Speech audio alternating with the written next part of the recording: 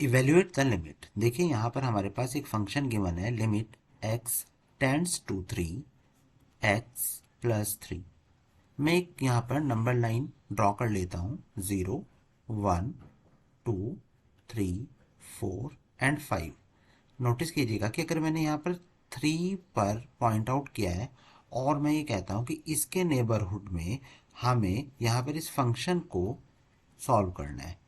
Notice करना कि यहाँ पे अगर मैं राइट हैंड लिमिट की बात करूँ, right hand limit, right hand limit, तो उसका मतलब क्या होगा कि limit x tends to 3 plus, meaning that कि यहाँ से जब वो अप्रोच कर रहा है जैसे कि 4 के बाद, तो हम यहाँ पे कह सकते हैं कि 3.1, अगर 3.1 है x का वैल्यू, तो हमारे पास यहाँ पर रिजल्ट क्या होगा x प्लस 3 फंक्शन के लिए, इसके लिए हमारे पास रिजल्ट आएगा 6.1।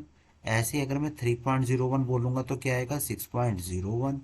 ऐसे ही मैं कहता हूँ 3.001 तो 6.001, 3.3 टाइम्स 01 तो 6.0001। मतलब मैं इसके बहुत ज़्यादा नियर आता जा रहा हूँ, और जैसे जैसे मैं 3 के नियर आ रहा हूँ, ये मुझे फंक्शन जो रिजल्ट दे रहा है वो 6 के नियर लेकर जा रहा है यहाँ पर।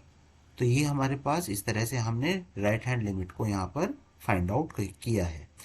इसी तरह से हम लेफ्ट हैंड लिमिट को भी फाइंड आउट कर सकते हैं, तो वो हमारे लिए क्या होगा, लेफ्ट हैंड लिमिट, जिसको हम कहते हैं कि limit x tends to 3 minus, मतलब मैं इस बार यहाँ से अप्रोच करूँगा। अगर मैं इस तरह से अप्रोच कर रहा हूँ तो हम क्या कह सकते हैं, फॉर एग्जाम्पल कि मैंने 2.9 यहाँ पर लिया, तो 2.9 के अकॉर्डिंगली मेरे पास जो रिजल्ट देगा ये फंक्शन क्या देगा, यहाँ पर आएगा 5.9। ऐसे ही अगर मैं 2.99 की बात करूंगा तो मुझे रिजल्ट देगा 5.99। 2.999 तो क्या होगा 5.3 टाइम्स 9, मतलब यहाँ पर भी सेम ही बात हो रही है। अगर मैं लेफ्ट हैंड साइड से अप्रोच कर रहा हूँ तो यहाँ पर भी हम बहुत ज़्यादा नियर आ रहे हैं 6 के। दैट्स मीन कि अगर लेफ्ट हैंड लिमिट और राइट हैंड लिमिट मेरे अगर इक्वल हो जाएंगे, क्योंकि यहाँ पे भी अगर मैं नोटिस कर रहा हूँ तो लेफ्ट हैंड लिमिट मेरे पास क्या है 6, और राइट हैंड लिमिट क्या है, वो भी हमारे पास आ रही थी 6। और अगर ये दोनों इक्वल हो जाते हैं मतलब क्या हुआ कि लिमिट एग्जिस्ट करती है।